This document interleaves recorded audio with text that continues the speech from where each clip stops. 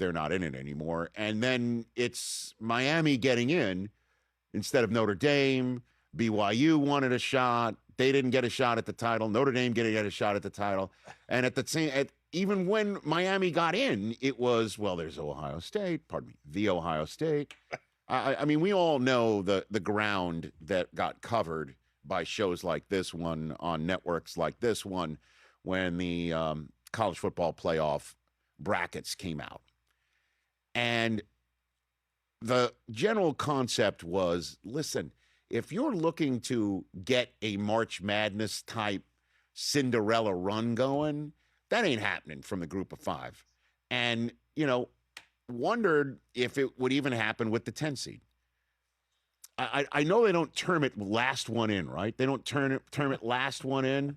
Not for football. Right? They term it that way for college basketball, they do, yeah, right? They do. Well, usually play in the play-in game. And I always feel bad for those teams like, hey, you're last one in. You're 68th into the bracket. Correct.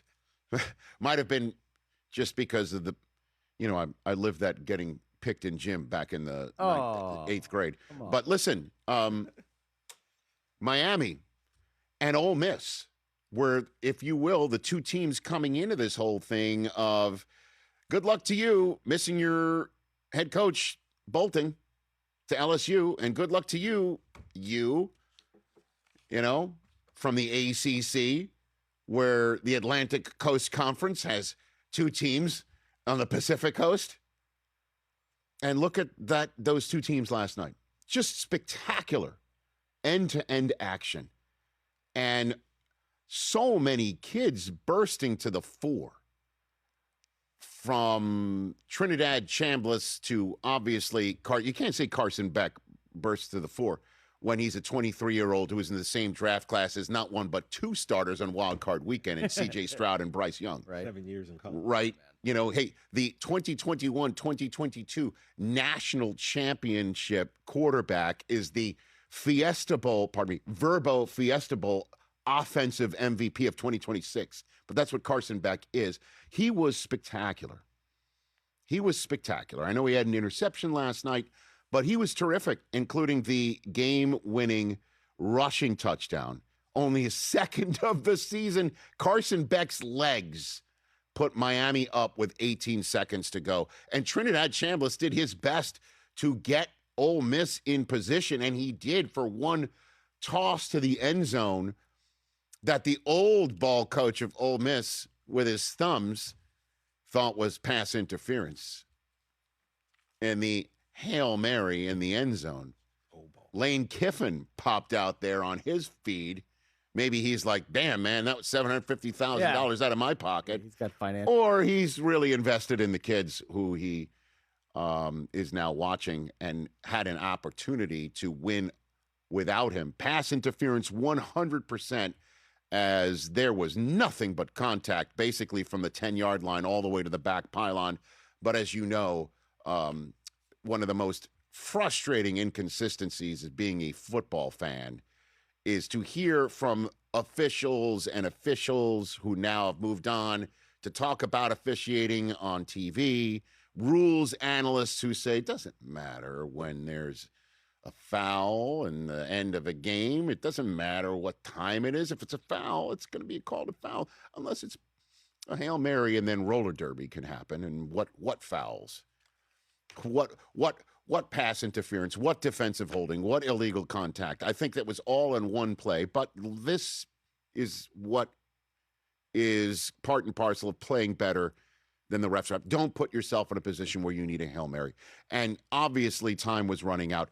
And the fact that Miami had not one, not two, not three, but 4 drives of over 13 plays, first time that's ever happened in a college football playoff game, because that's why Miami is moving on to the national championship game, is they are winning in the trenches just like their head coach did back in the day for the U. They're winning in the trenches. They got the quarterback play from Carson Beck that they were hoping for when they got him in the portal from Georgia, and everybody thought he's finished. He's going to go to the U. End of story. Good to see you. You're not in the SEC anymore. And who does he beat to make the national championship game for the U but an SEC team in Ole Miss? And if I'm not mistaken, Didn't Lane Kiffin had some words to say about Carson Beck leaving Georgia and getting to Miami? Google it, as one of tonight's coaches might say. And then on top of it, too, holy crap, that kid, Malachi Tony. I mean, it's fitting he wears Tyreek Hill's number right. for a team that plays in Miami. He's fast. He's unbelievable. He's a game breaker. So they've got guys who can get after you on defense. They got guys who can run down your throat on offense. They've got a quarterback who is, again, 23 years old and is as experienced a college football quarterback as you'll ever see. A head coach who is dialing it up. An alumni fan base that is belting everybody or objects on the sidelines. And this kid, Tony, holy crap. I'm just wondering if he's made himself a ton of money, if not now, but when he wants to go pro. And this kid, Chambliss, on Ole Miss as well.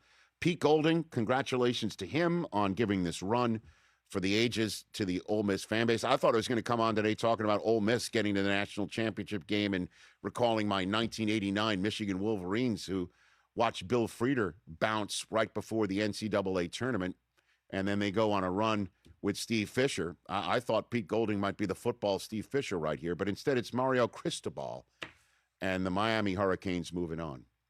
I know a lot of times I think narratives take over, I don't know, popularity, social, the media in general, and this game's never been about that. And I think these guys proved that after November 1st, 69 days ago, I think is what it was. They made a simple decision to bring energy every single day into the building and just get a little bit better and find a way to be 1-0. And, you know, we haven't been home in a long time. You know, we've been on the road for 5 straight games, and it's because of their work, their commitment, their belief, and their trust, and the confidence they have in each other. And they're going home because that's where the national championship game is, at Hard Rock, home of the Miami Hurricanes.